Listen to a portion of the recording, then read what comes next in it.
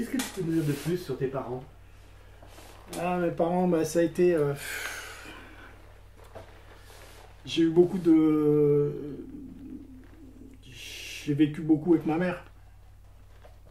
Quand on perd son père jeune, c'est pas évident. Quand on n'a pas de frères et sœurs sous la main, j'avais que des copains. Ma mère travaillait tout le temps. Était tout le temps derrière son comptoir. Donc moi, j'étais livré à la rue, mais pas à la rue, à la campagne, quoi. J'étais dans la nature. Voilà. Disons que je vivais dans la nature, je me suis fait avec la nature, et avec la vraie nature, toute simple. Et j'ai passé de très bons moments. Et pour ça, mes parents, ma mère a galéré toute sa vie. Hein. Ça n'a pas été facile. Hein. Et mon père, ben, peu cher, j'ai ça fait, il y a 15-20 ans, j'ai dit, oh, j'ai perdu beaucoup. Parce que j'ai pas de notion de rapport entre père et enfant. Ce qui fait que moi, personnellement, j'ai pas eu de gosse non plus. Parce que je ne sais pas si c'est le fait indirectement, de ne pas avoir eu de vie de famille, euh, que j'ai dit, bon, ben, je sais pas, j'ai pas pu le. Ça s'est fait comme ça. Mais euh, j'en parlais tout à l'heure, perdre ses parents, je me rappelle, j'étais CM1, j'avais un de mes meilleurs copains de classe, son père était décédé aussi, juste avant le mien. Et un autre aussi, ils étaient tous les deux agriculteurs, et ses parents, son père, les deux pères, se sont pendus. Déjà, il y avait le mal-être des agriculteurs. Et on ne parlait pas de la PAC, on ne parlait pas de l'Europe. Ils avaient 8 ou 10 vaches, et pour s'en sortir, ils trimaient comme des malades. Et il y a beaucoup ne sont pas arrivés jusqu'au bout, quoi. Ça a été terrible. Donc moi, après, ça a été mon tour.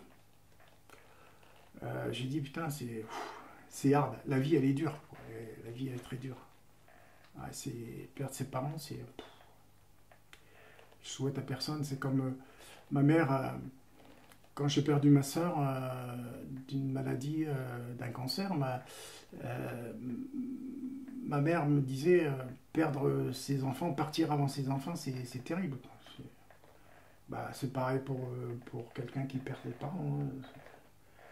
Mais c'est dur. Pas facile la vie, quoi.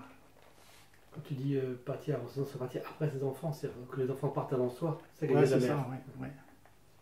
Ouais, quand les enfants partent avant les parents, très difficile. Très, très difficile. Donc ça, chaque fois j'entends parler que je connais quelques personnes à Metz, dont un ancien personne qui tenait un café, René, qui a perdu tous ses enfants, les uns après les autres. C'est abominable. Bon, on perd un enfant d'un accident, euh, c'est difficile, mais quand on les perd tous, un par un, et qu'on reste tout seul, dur, hein, dur, dur. Pour ton père, tu avais quel âge et il est mort de quoi? Il est mort, j'avais 12 ans et demi. J'avais 12 ans et demi. Il est mort à l'hôpital d'une congestion cérébrale, enfin, ce qu'on appelait avant, maintenant c'est un AVC, quoi. Voilà. Qu'est-ce que À tu as 50 ans, donc jeune. Qu'est-ce que tu as appris de tes parents? Ben, le travail, je crois que c'est important. Ma mère avait toujours parce que j'avais relativement des facultés à apprendre. Mais j'étais une feignasse, donc les études et moi, ça faisait deux. Par contre, je pense que j'avais des facilités pour retenir. Euh, et puis une soif d'apprendre. Une soif d'apprendre. Ça, je veux toujours apprendre, même encore maintenant. Hein. Je suis toujours à l'affût de choses que je. C'est mon côté autodidacte. manuel, intellectuel. Il faut que je m'intéresse à quelque chose, je veux savoir comment c'est fait. D'ailleurs, je ne vais pas acheter des outils ou des machins, j'essaie de les fabriquer déjà. Puis après, si je vois que c'est un peu hors de mes compétences, bon, j'arriverai toujours à m'en sortir, mais après, bon, quand je vais passer une gamme au-dessus, je vais peut-être acheter, mais où je vais améliorer. Je vais acheter quelque chose de plus facile, de plus abordable, et après d'améliorer. Je suis comme ça. Et quel enfant tu étais? Bah, il faudrait demander ça. Quel enfant j'étais? Il faudrait demander ça à mes copains.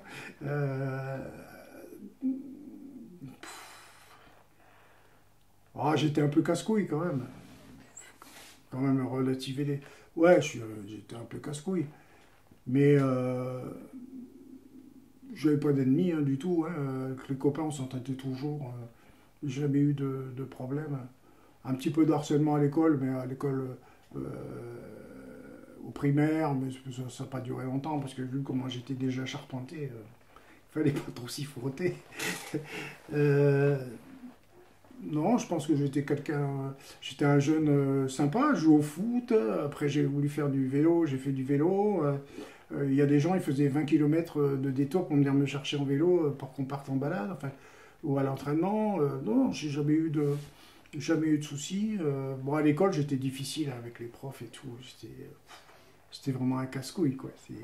Je démordais jamais. En plus, je me suis retrouvé en pension. Quand mon père est décédé, ma mère m'a mis en pension chez les curés. Moi qui aimais la liberté, je me suis retrouvé un peu... Mais bon, ça te redresse un peu, quoi. Ils ont essayé un peu de me redresser. Mais enfin, c'était rigolo. Se faire traiter à 16 ans de communiste par un curé, j'avais trouvé ça super. J'étais fier, mais j'étais pas communiste en plus. C'est que pour dire, il n'était pas fufute, ou moi j'étais pas encore à ma place. Quels étaient tes rêves quand tu étais petit? Mes rêves quand j'étais petit. Ben, j'ai pas dire que j'avais des rêves. J'ai des cauchemars, oui, mais des rêves. Non, je peux pas dire que j'ai eu beaucoup de rêves. Je pense que j'ai été saigné, jeune, saigné par la vie, et il y en a qui ont des ambitions de vouloir faire ça, ça, ça. Je voyais ma vie autrement, et je suis fier d'avoir fait mon parcours. Vous savez, envier les autres, en vouloir plus, c'est ce qui fait le malheur de beaucoup de gens. Parce que c'est un cercle sans fin. On a ça, on veut ça, le voisin il a ça. Le voisin il a ça comme voiture, je vais voir ça. Et puis voilà, quoi. Et puis on arrive à la fin. C'est comme la mode. Le jour où vous êtes dans la mode, le jour où vous arrivez à être dans la mode, vous êtes démodé parce que la mode est déjà passée. Donc c'est un cercle sans fin. C'est comme la victoire est au bout de l'horizon. L'horizon, c'est une ligne fictive qui recule au fur et à mesure qu'on s'avance. Comment voulez-vous avancer comme ça? Non, il faut prendre ce qui vient, ce qui vous convient. Et je pense que j'avais pas de rêve plus que ça.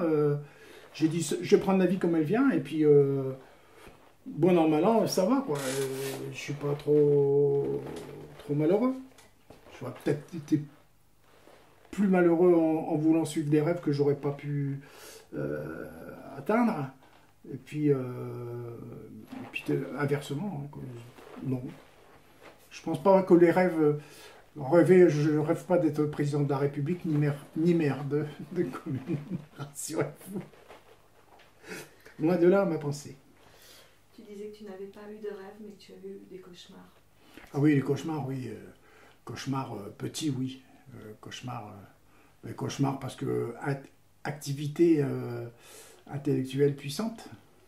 Vous savez que les gens qui font beaucoup de cauchemars, beaucoup de rêves, c'est que le cerveau doit travailler énormément dans la journée. S'il n'y a pas de secret, hein, quand on sait comment ça fonctionne, relativement quand on sait comment ça fonctionne, les gens qui rêvent beaucoup ou qui en font des cauchemars, c'est qu'il y a une activité. Celui qui n'a pas d'activité, bah, il fait rien. Si vous êtes là et que vous regardez le mur toute la journée, le soir, vous allez dormir comme un bébé. Hein. Vous n'allez pas rêver. Hein. Faut que ça travaille. Quoi. Donc je pense plus de cauchemars, parce qu'on se souvient plus des cauchemars que des rêves. C'est difficile de se souvenir des rêves. Comme les gens, paraît-il, ils voient, on rêve, mais en noir et blanc. Moi, j'ai toujours rêvé en couleur. Je suis fier. Tu as évoqué tes frères et sœurs tout à l'heure. Oui. Donc, est-ce que tu peux nous dire la différence d'âge que tu avais avec eux et quel rapport tu avais avec eux? Mon frère est beaucoup plus âgé que moi. Il a... Combien il a, mon frère? 12 ans. C'est 12, 11 et 10 ans à peu près. Hein. Ils se sont suivis tous les 3 premiers. Moi, je suis arrivé le dernier, le tuyau à la fin, quoi. La roue, la 4e roue du carrosse. Petit avec mes sœurs, super, parce que je dormais dans leur lit souvent. J'allais me réfugier entre mes 2 sœurs. Mon frère, mon frère était déjà en pension quand moi j'avais 4-5 ans, mes sœurs aussi. On n'a pas eu pas de vacances, parce que ça n'existait pas chez nous. Pas de vie de famille, ou très peu, quelquefois le week-end, quand ils rentraient de pension. Mais j'en ai plus beaucoup de souvenirs. Et puis moi, à 12-13 ans, j'ai commencé à être dans la musique, à être sur scène. J'ai commencé le 6 mai 71. Ça fait 51 ans. J'avais 12 ans juste avant de perdre mon père. Donc je commençais déjà à faire des balles à cet âge-là avec mon frère, qui était guitariste aussi. Donc j'étais passionné par la musique. Je me souviens, en pension, on avait le rythme de la pension, c'était l'enfer. Hein. En gros, c'était 6h30, 7h du matin jusqu'à 10h le soir. Le cul sur la chaise en train d'étudier.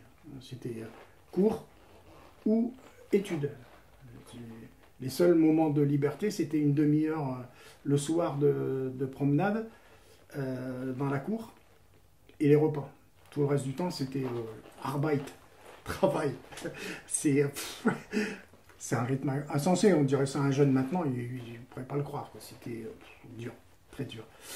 Et je me souviens, quand j'avais fini à peu près mes devoirs, enfin de ce que je pouvais expédier le plus rapidement possible, parce qu'après, je m'en foutais un peu, parce que ça rentrait, moi, je notais rien dans les cours, je notais rien. Tout rentrait dans le cerveau. Ce qu'il y avait à retenir, je le retenais, ce qu'il n'y avait pas à retenir, ça passait. Vous savez, dans une phrase, il y a 2 mots qui sont efficaces et tout le reste, c'est de la parlotte. Donc je prenais ce qu'il y avait d'intéressant et puis tout le reste, je l'évacuais. Tout ça sans noter. Et j'ai toujours agi comme ça. J'ai jamais noté. Je n'ai pas de stylo, ça sert à rien. Ça donne des crampes aux doigts. J'entendais, mais vous m'écoutez, vous notez pas? Non. Ah bon, ouais, j'étais un peu... Parce que j'avais, je pense, cette faculté de pouvoir retenir. Puis je lisais aussi, je lisais beaucoup. Et le soir, c'était les partitions. Je prenais les partitions, puis alors, je clac, ça y est.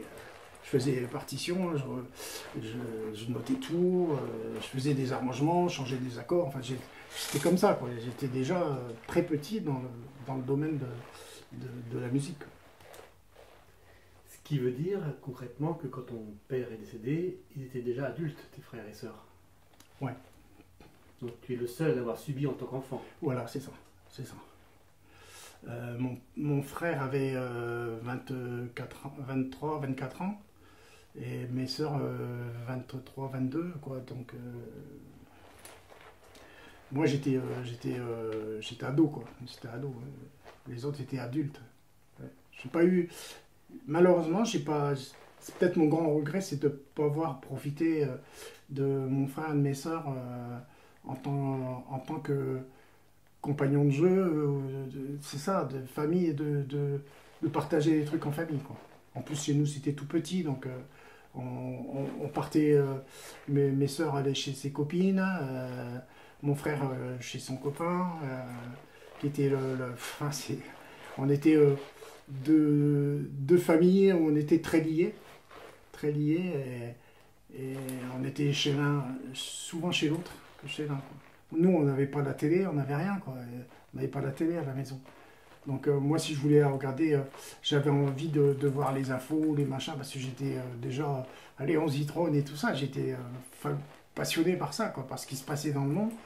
Et j'allais voir la télé chez les voisines, c'était comme ça, quoi. Déjà, ma mère ne me voyait pas beaucoup, hein. Entre les cabanes la journée, l'école, les cabanes et le foot, et le soir où je partais, ben, on me voyait quasiment pas, quoi. Je me suis fait tout seul. Durant ta scolarité, quel élève tu étais? Aïe. Alors, j'étais un élève dissipé. Oui.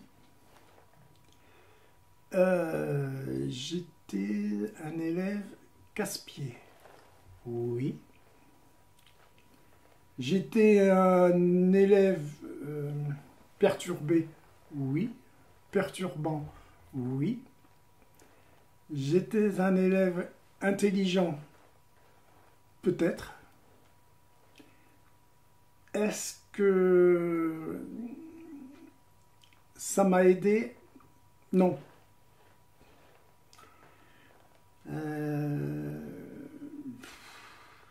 J'étais pas mauvais élève. Mais j'aimais des disciplines que j'aimais, j'étais bien. Voilà. S'il y avait un truc qui me barbait, c'était pas la peine, quoi. J'avais pas envie. J'avais pas envie. Par contre, quand j'avais des disciplines qui m'intéressaient, parce que ça allait bien souvent, ça allait m'évader, comme l'histoire, la géo, la science, le français, parce que je trouvais ça indispensable. Malgré que je parlais patois, hein, comme tous les anciens, on parlait plus patois que le français. Mais le français, puis les langues étrangères, j'ai toujours aimé l'anglais. Par contre, tout ce qui était mathématiques, tout ça, puis ça, pour moi, je voyais pas l'utilité des maths. Je voyais pas l'utilité des mathématiques parce que je trouvais ça barbare, pas concret.